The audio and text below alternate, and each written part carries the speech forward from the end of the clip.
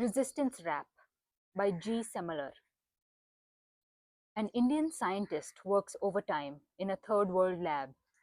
Dragonflies in glass cases transform into technical experts for the US military to perfect drones sent to rescue Iraq. They call it peace building. A Colombian drug lord, high on cocaine from Peru, marked out to be shot just 15 minutes later, goes down on his knees to propose to his 14-year-old Lolita with a diamond found in Angola and cut in Surat. Isn't globalisation romantic? A French social worker, sipping Italian latte, writes a report on child labor. The computer named after a fruit she types on, made by a 10-year-old Chinese girl on 16-hour shifts in a Taiwanese company. They call it innovation. A young Nepali cook working in a Goan restaurant throws in red chili peppers that traveled with the Portuguese from Mexico to India on a 15th century journey to make a famous pork vindaloo. Do red chilies have existential crises? 2 spoons sugar, says the business class passenger as he grabs the butt cheeks of the stewardess while the flight passes over Caribbean plantations. Centuries of African slavery mixed in tea he drinks. They call it heritage. Tomahawk missiles, America arrogantly names weapons sent to destroy Syria. Centuries of indigenous culture. The settlers still try to axe, burn, burn, burn.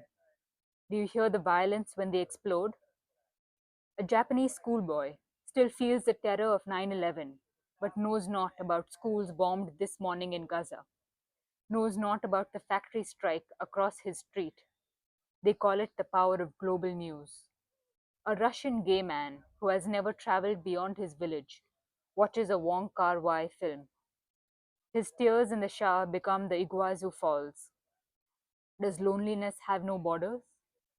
A young subversive jailed in a Montevideo prison since 1981 looks up to see a patch of the sky, the size of a blue handkerchief his mother pinned on his school uniform when he was a little boy.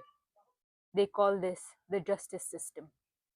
A white feminist in the UN is cheered on by the crowd, yet again drowning out the voices of valiant black women and militant trans women. A feminism that belongs to all women? But the rap in South Bronx then becomes angry Tamil rap in the slums of Chennai now. Voguing by black Latino queens in ballrooms in Harlem becomes voguing on rooftops in Thailand now. The Black Panthers in 1966 Oakland become the Dalit Panthers in 1972 Bombay.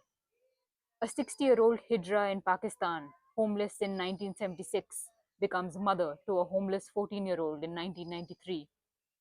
New skin stubbornly grows over old and new wounds. Proud scars tell stories of tender love. Azadi is still fought for on the streets of Gaza, the valleys of Kashmir. We are still here, Native American warriors draw murals on university walls of colonizers. Don Durito, the pipe smoking beetle deep inside the Lacondan jungle, still writes back to 10-year-old Mexican girls. Bandit queens are born in Dalit homes every day to make many thousand years of caste patriarchy, beg on his knees for forgiveness. An iron lady from Manipur refuses food for 14 years in protest against the cold brutality of the Indian army. Soft, curly black hair on the chin of the trans man writing this poem. A triumphant beard at last. We call this the resistance. The resistance Miriam Makeba and Nina Simone still sing from heaven above. The revolution of our people.